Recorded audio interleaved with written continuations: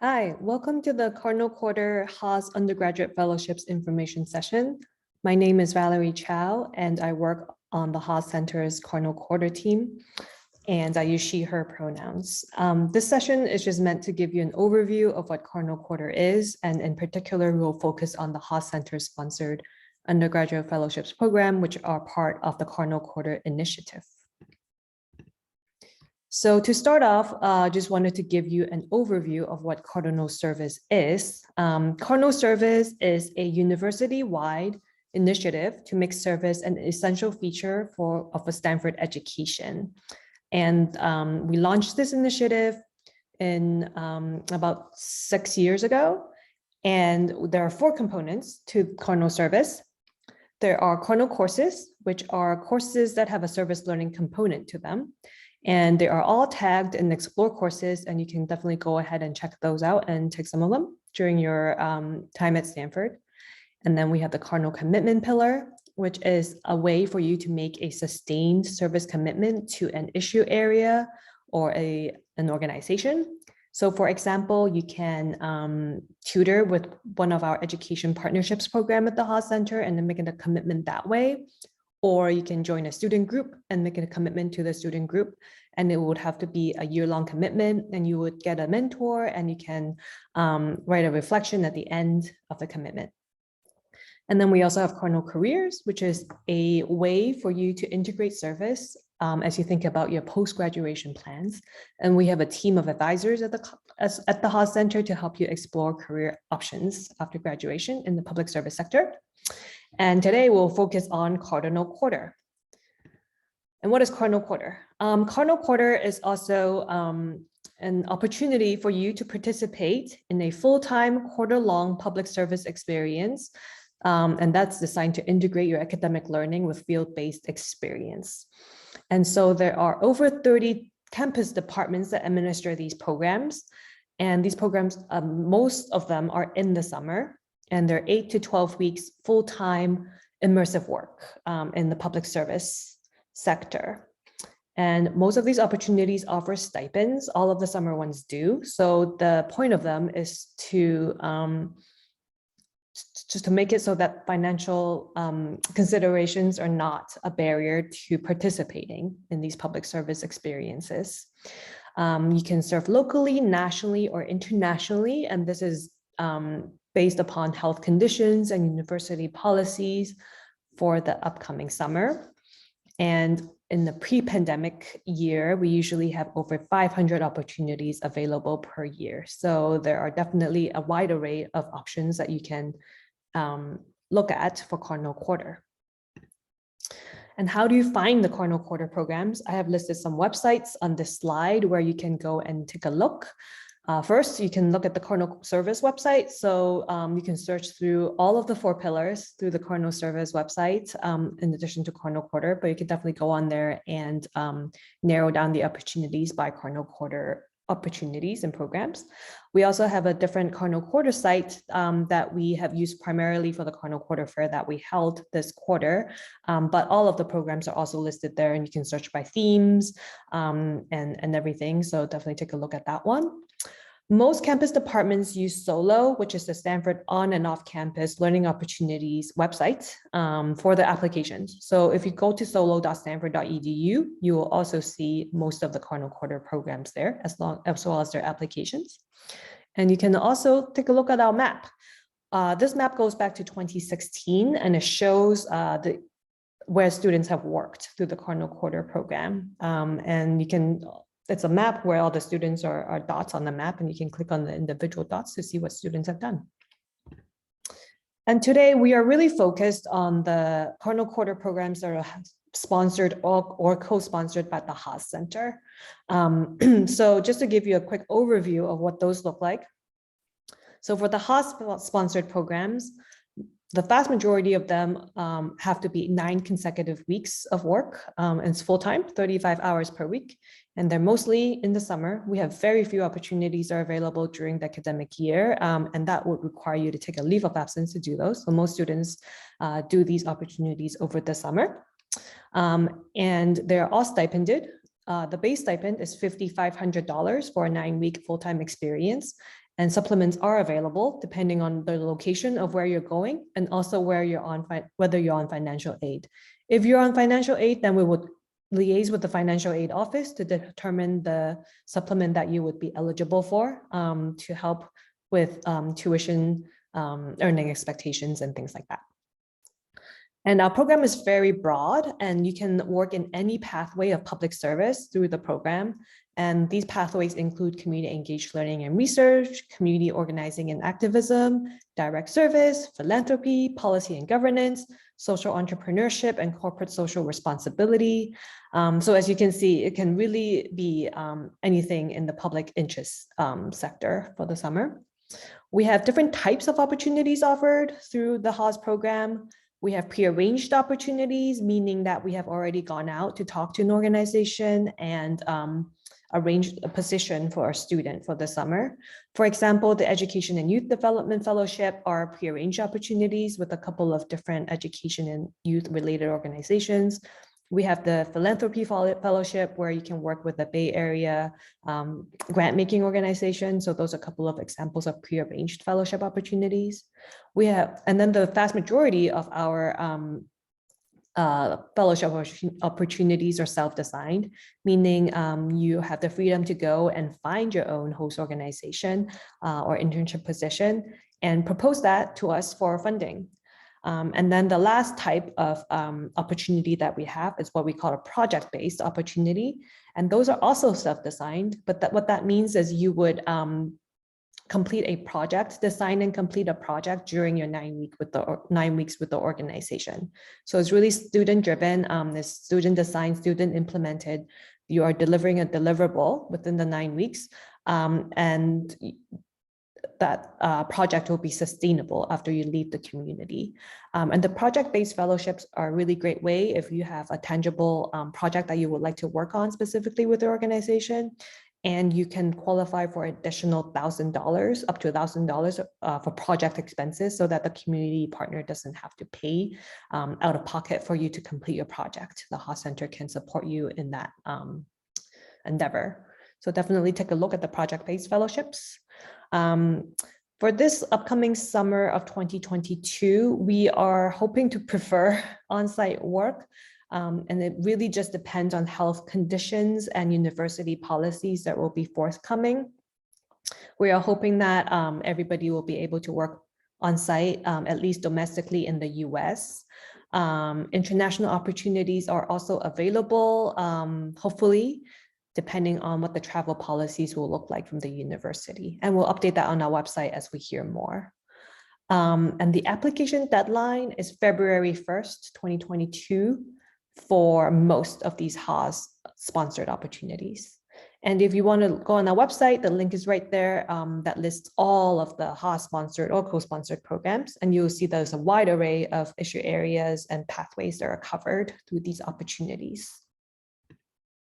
And here's just some sample experiences of what Haas fellows and SIG fellows have done in the past.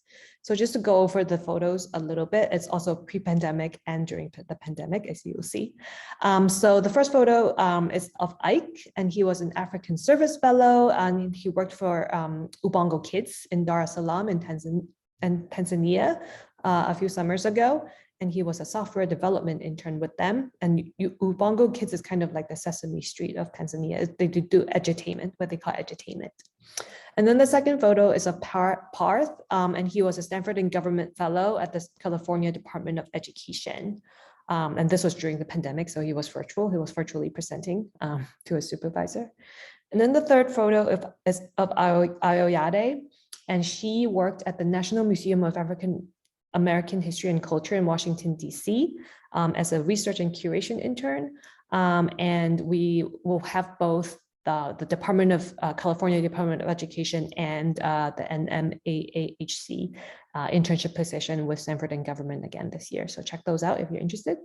The next photo is of Regina, and she was a public service projects fellow. She traveled to the Indian Islands Institute in Alaska. It's a very remote part of Alaska, and she worked on an oral history project there. And then on the bottom, it's a photo of Christy and Risha. they both worked with Adventist Health in Central Valley, California this past summer, and it was all virtual. Risha worked on assessing no-show rates at the clinic, while Christy worked on increasing Medi-Cal application rates at the clinic. Yeah, and so these are just a snapshot of the experiences that folks have done in previous years. Okay, so if you're interested in doing a self-design opportunity, the first thing to do is to find a community partner. And there are just a couple of tips on this slide on how to go about doing that. Definitely, I would suggest going through your networks first, because that is probably a more efficient way of finding a community partner. And we have some resources to help you with that.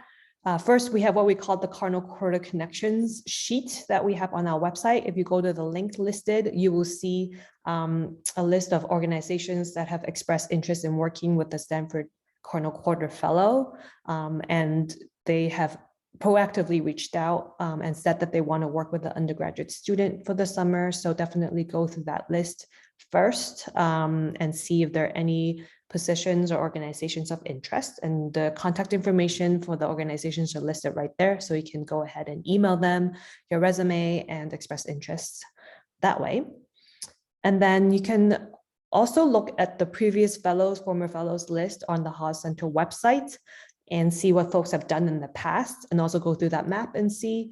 And then if you see something of interest and the student is still at Stanford, definitely email them and ask them about their organization, or you can Google the organization and email them and see if they would be interested in hosting you for next summer. Or you can also ask our peer advisors about how they went about looking for a community partner during their Cardinal Quarter experiences. You can also look at the Stanford Alumni Network. You don't have to be an alum to create an account there. You can do it right now. And you can then go in and search if there's an organization you're interested in, you can type it in and see if any alums work there, or you can narrow down the searches by service sectors and things like that as well. And also tap into faculty and staff that you know at Stanford. If you've taken a class on an issue area that you would like to explore, ask the professor whether they know of any organizations that you may work with for Cardinal Quarter experience. And then, outside of the network, there's definitely great web resources that you can tap into. We've listed a few websites on the slide that you can check out. There are geared, idealist.org and volunteermatch.org, for example, are geared towards public interest careers and internships. And then we also have a general Haas Center resources page for fellowship applicants. So look at that, and we have a tip sheet on finding a community partner, so you can look through that as well for some ideas. All right, and then next, this next slide talks about what the program components are for the fellowship program. So just really quickly to run through, just so you know what to expect. So once you're awarded a fellowship in the spring quarter, you would be asked to complete an online program orientation and participate in our Principles of Ethical and Effective Service workshop, or fill out a worksheet, and then design a learning plan outlining some goals that you would like to accomplish over the summer. And then during the experience, you'll be working full-time, at least 35 hours a week for 9 consecutive weeks. With your organization, and then we are looking for everyone to begin your placements by July 5th. And you will do a couple of reports for us for the Haas Center, and do some donor stewardship letters. The vast majority of our funding comes from outside donors who support our programs, and so we really want to thank them and steward them so that they will continue supporting us. And so that is a very big part of your involvement as part of the program. And then after your experience, there will be some reflection activities and presentation opportunities in the fall quarter. For example, there is the Symposia on Undergraduate Research and Public Service, and that is a poster session where you can present your experience through a poster. And you can definitely try to serve as an ambassador of our program as well in other ways. And then the next slide talks about who can apply for the program. Generally, continuing undergraduates are usually preferred for these opportunities. Graduating seniors can apply, but they may have lower priority. We welcome all academic disciplines. You can be majoring in any department or have been declared. That doesn't matter to us. Non-US citizens are eligible. Our stipend goes directly to your student account from Stanford, so we don't really require you to be on our payroll or anything like that. So non-US citizens are eligible. You have to be enrolled in both the winter and spring quarters prior to the summer experience to participate in our program, and you have to be in good academic standing. For the Haas Center, your GPA doesn't matter as really at all. We just want to make sure that you're not on probation and that you'll be able to participate in our program. So good academic standing is what we're looking for. And you will have to have health insurance for the duration of the program. This is more for your well-being. We want to make sure that you are taken care of during and are able to seek help if you need it during the experience. And just a little bit about what the application process looks like for this program. There is an application component, and what that looks like is it's a series of 3 short answers, 1 paragraph each, and they're very general questions about why you're interested in the fellowship, what challenges you may anticipate, and how you are going to prepare for the fellowship experience, and how does this experience tie in with your personal or professional goals. So those are the 3 questions. If you're doing a self-designed opportunity, you would also need to have a community partner questionnaire completed by the deadline. This means that your host organization will need to fill out that questionnaire for you. And it just asks them a little bit about their organization and also what the project that you'll be doing with them, just a description of the position or the project.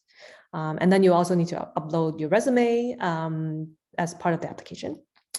And then in addition, you will need a reference form completed by somebody who knows you well. So this reference can be somebody at Stanford, it can be somebody outside of Stanford. We just want somebody who knows you well and knows why you're passionate about public service. Unfortunately, fellow undergraduate students cannot serve as references, so don't ask your RA or anything like that, but a graduate teaching assistant would be okay. And if you're a frosh, you can go back to high school and ask a high school teacher, or you can ask a former supervisor of an internship. That's totally fine as well. And then there is an interview process, and it's a very short interview with a panel, 20 minutes or so. And then after that, we'll give you the offer. All right, so what are we looking for in terms of these undergraduate fellowship applications? So just generally, we're looking for commitment to public service. We're looking for your level of preparation for the fellowship, whether you've taken some coursework in the subject area that you'll be working in, and whether this connects to your future career goals. We're not looking to see, you don't have to say this is exactly what I want to do in my future, but we just want to see some connection of how it's going to clarify your goals for you after this summer. Communication skills are important. It really helps if the application is well written and the interview is, the communication skills in the interview are great. That's definitely a strength of the application. And then we're looking for authentic partnership with the community organization by reading through what the questionnaire says and what you're saying in terms of what you're proposing to do with the community organization. If you're applying for a project-based fellowship, then we would want to see your ability in identifying the community needs, because you are taking the lead in designing this project. We want to make sure that you know what the community needs and that you have done an assessment of that. We are looking for a pretty good implementation and design plan for the project because 9 weeks is a limited amount of time. So we just want to see what you're hoping to accomplish within that time. And measurable outcomes are great. And also, just that the project is feasible within that time and innovative would be additional plus. And then if you're looking to go internationally outside of the US, language skills would be not required, but would be a really good addition to what we're looking for. If the country you're going to, the English is not the first language there, either that you have some language skills or you're willing to learn some basic conversational skills before you head out. And just knowledge and prior experience with the host country would be important as well, that maybe you've taken some coursework in the history and to get some history and cultural context and social context for the place that you'll be going. Or if you haven't taken a class yet, maybe in the spring you plan to take something. So here's some tips for a successful application. Because we are the Haas Center for Public Service, we work under the principles of ethical and effective service. That is the framework that we do all of our work, how we approach all of our work. And so the principles are listed there. You can read more about them on our website. They're very, very important to us in terms of how we approach public service. So definitely, if you have time, read through them and think about how you would talk about them in an application or an interview. We want to see some passion and interest in the placement of the project that you're proposing. And speak in depth with your community partner. This goes back to the authentic partnership piece. Sometimes we see a disconnect between what the partner is writing in the community partner questionnaire and what the applicant has proposed in their application. And that shows us that they haven't really talked this through with their host organization. We're not looking to necessarily that you would have everything lined up by February for something that's not going to take place until June, but just some general agreements in terms of what the position will cover and what what it will look like for the summer. Again, the reference should be from somebody who knows you well. For the Haas Center, we don't necessarily care if the reference is written by a tenured faculty member or anything like that. We would rather that it be somebody who knows you and who knows why you want to do this position or this project over the summer. That's more important to us than somebody's title. Have somebody read through your application. Can be a professor, an advisor, a fellow student. The Hume Center is really great, and they have read through these applications from many students in the past, so definitely highly recommend going there for some advice. Beam is great for resume review and interview preparation, so definitely go there for some of their workshops and have your resume reviewed, possibly before you even reach out to an organization, just so, because a college, if you're a FROSH, then you might not know that a college level resume looks a little bit different than what you may have been using for high school. So definitely go there and get some advice around your resume. And that's it.